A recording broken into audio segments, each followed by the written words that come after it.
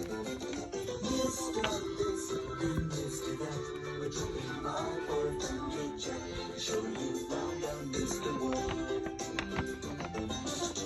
Who knows when you're gonna meet? If only Evan's more than you. Don't you know all about you? Oh yeah. Why not sit down for a chat?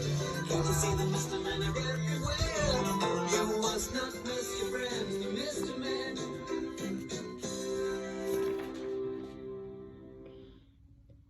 Mr. Marvellous, by Roger Hargreaves. Mr. Marvellous could do truly marvellous things. He could run faster than Mr. Rush. Why, he could ever run faster than Mr. Rush? Driving a car. He could cook better than Mr. Greedy. His meals were so delicious that even Mr. Skinny ate too much. He could even do the impossible. He could change colour. He could even change shape. In short, he was a marvel. Now, Mr. Marvellous, marvellousness was also very helpful to his friends along the time. Loomis Charbox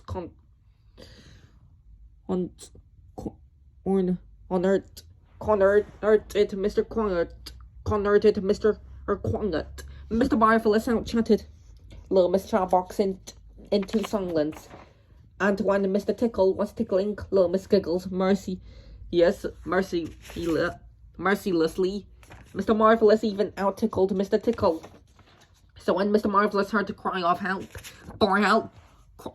for help, he did not hesitate to rush to the rescue. Little Miss Tiny was being pulled up into the air by a large kite. Help! Help! She cried. Mr. Marvellous leaped into the air higher than even Mr. Bounce could bounce, and grabbed the kite string and saved Little Miss Tiny. Oh, thank you, said Little Miss Tiny in relief. I was flying my kite with Little Miss Naughty, and when we got it in the air, Little Miss Naughty let go with me still holding on. Well, we shall have to see what we can do about that, said Mr. Marvellous. It can't be that difficult to be naughtier than Little Miss Naughty, Mr. Marvellous said to himself as he set off to out-naughty Little Miss Naughty. Even his first naughty trick was to change colour so that Little Miss Naughty, he could not see him. Then he pulled her bow undone. But you would have to admit that's not very naughty. Mr. Marvellous what was much naughtier was Little Miss Naughty.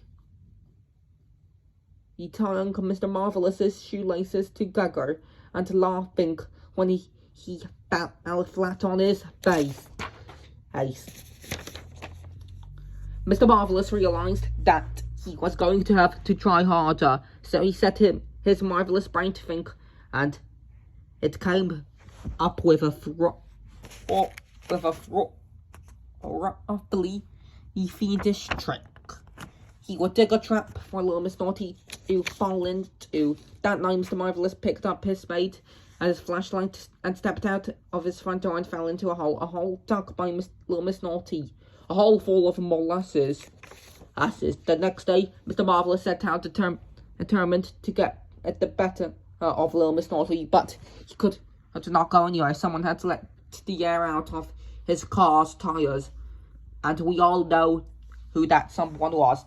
Try as he might, Mr. Marvellous could not be as naughty as Little Miss Naughty. He had met his match.